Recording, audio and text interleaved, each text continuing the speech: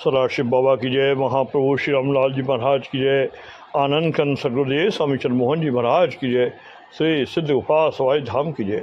जय गुरुदेव, जय श्री प्रभु की, राधे राधे, जय श्री कृष्ण, जय श्री कृष्ण। एक निष्ठ गुरुभक्ति का प्रभाव, एक निष्ठ गुरुभक्ति का प्रभाव। हमारे गुरु भाई श्री कृष्णकांत जी योग प्रचार मंडल झांसी के सक्रिय सदस्य हैं। इस घटनाक्रम को घटित हुए करीब 24-25 वर्ष हो रहे हैं। भाई जी रेलवे विभाग में कार्यरत हैं। उस समय से आज तक हमारे उपयुक्त गुरु भाई जी ने कृष्णकांत जी लगभग पूरे समय रेलवे के झांसी कार्यालय से ही संबंधित रहे हैं। इस प्रसंग द्वारा ये सत्य स्वतः उजागर हो जाएगा कि संकट की घड़ी में हमारे श्री सद्गुरुदेव जी महाराज अपने एक निष्ठ योगी साधकों की किस प्रकार से प्रतिष्ठा की रक्षा किया करते हैं। प्रसंग कुछ इस प्रकार बना कि श्री कृष्णकांत जी के विभाग के किसी न्यून पदस्थ कर्मचारी की 4000 रुपये की जमानत लेनी थी, वरना उसकी नौकरी खतरे में थी। उस कर्मचारी ने अपने विभाग में कार्यरत सभी अधिकारियों एवं कर्मचारियों से जमानत लेने की प्रार्थना की, परंतु कोई तैयार नहीं हुआ। जब वो निराश होकर उपयुक्त भाई जी के चरणों में प्रणाम कर रोने लगा तो भाई जी ने मानवतावश उसकी 4000 रुपये की जमानत दे दी। परंतु किसी का स्वभाव परिवर्तन होना तो कठिन सा ही है।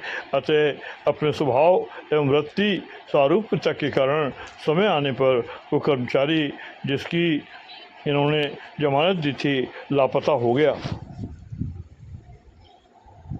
उस कर्मचारी पर विभागीय कार्रवाई शुरू हुई एवं उसे खोजा जाने लगा, परंतु वो नहीं मिला। 3-4 बार उसको खोज करने पर जब वो नहीं मिला तो विभाग के जरिए श्री कृष्णकांत जी को यह सूचना दी गई, या तो आप अभियुक्त को हाजिर कराएं या उसकी जमानत की राशि 4000 रुपये जमा करें। श्री कृष्णकांत जी ने अनेक प्रकार से जमानती कर्मचारी की खोज की, परंतु वो नहीं मिला। अंत में हार मानकर श्री झा जी ने यह सूचना दे दी कि जमानती कर्मचारी को उपस्थित कराने में वे असमर्थ हैं। उनकी इस सूचना के बाद इनके खिलाफ यह निर्णय हो गया कि अमुक तिथि के अंदर जमानत की राशि ये जमा नहीं करें तो इनकी चल अचल संपत्ति कुरख करके उपरोक्त जमानत की राशि 4000 रुपये वसूल कर ली जाए। अपने खिलाफ इस प्रकार का आदेश हो जाने पर श्री कृष्णकांत जी ने अपने स्वाभिमान के रक्षार्थ न्यायालय में मुकदमा दाखिल कर दिया। जो फेज़ में था मुकदमे की कार्रवाई जब आरंभ हुई एवं न्यायालय में श्री कृष्णकांत जी जज के सामने उपस्थित हुए तो जज ने प्रश्न किया, इस अभियुक्त से आपका क्या लगाव था जिसकी 4000 रुपये की जमानत देना आपने स्वीकार किया।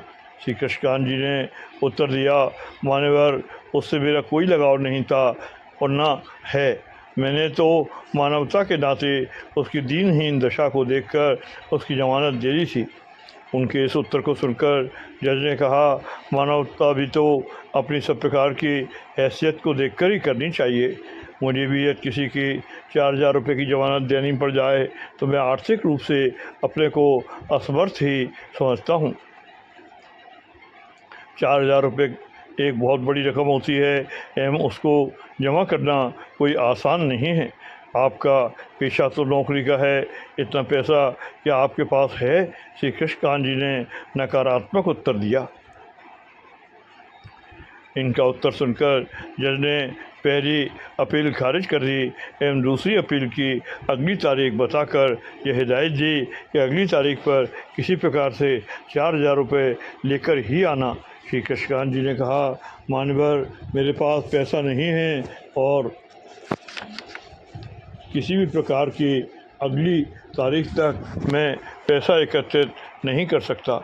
जब भी जज ने कहा, अभी कुछ दिन का समय है, अच्छी प्रकार से सोच समझ लेना, जमानत की रकम तो आपको जमा करनी ही पड़ेगी। जमानत की राशि यदि आपने जमा नहीं की तो जेल जाना पड़ेगा एवं नौकरी भी हाथ से चली जाएगी। श्री कृष्णकांत जी ने कहा, मान्यवर, ईश्वर जो चाहेगा वही फैसला आप करेंगे। यदि मेरे भाग्य में जेल जाना लिखा होगा तो उसे कोई रोक नहीं सकता और यदि नहीं लिखा है तो कोई जेल भेज भी नहीं सकता। वैसे जमानत की राशि मैं जमा कराने की स्थिति में नहीं हूँ। इतना कहकर श्री कृष्णकांत न्यायालय से अपने घर आ गए।